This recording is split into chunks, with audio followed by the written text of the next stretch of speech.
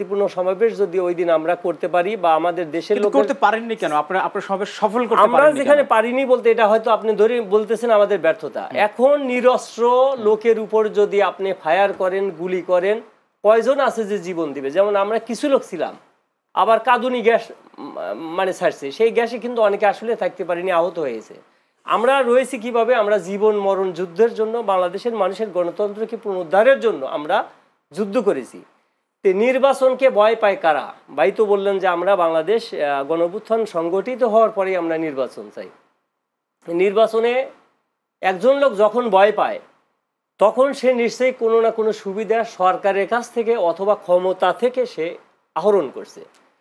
জামাত ইসলামী বাংলাদেশ হয়তোবা ওনাদের কথার মাধ্যমে বোঝা যাচ্ছে বিগত 2007 এবং 2008 সনে যে মঈন ফখরুদ্দিনের যে আমলের যে বোর্ডটা হয়েছে ওইটা নিয়েও কিন্তু অনেক কথা রয়েছে, অনেক আলোচনা রয়েছে, এবং এটা নির্বাচনটা সঠিক হয়নি। এটা কিন্তু যদি সঠিক হতো মঈনুদ্দিন ফখরুদ্দিন বাংলাদেশে থাকতো না। আপনি কি জামাত ইসলামকে উদ্দেশ্য করে বলতে চান? জামাত ইসলামকে উদ্দেশ্য করে এই জন্য বলি যে ওনারা কিন্তু ডাকসু জাকসু চাকসু রাকসু নির্বাচনের পরে তারা যে একটা ভূমিধস বিজয়ের কথা বললেন, আর ওনারা বললেন আমরা বাংলাদেশের এবার ক্ষমতা, মানে জামাত ইসলামী বাংলাদেশের যদি ভোট হয় তাহলে ওনারা ক্ষমতায় আসবেন।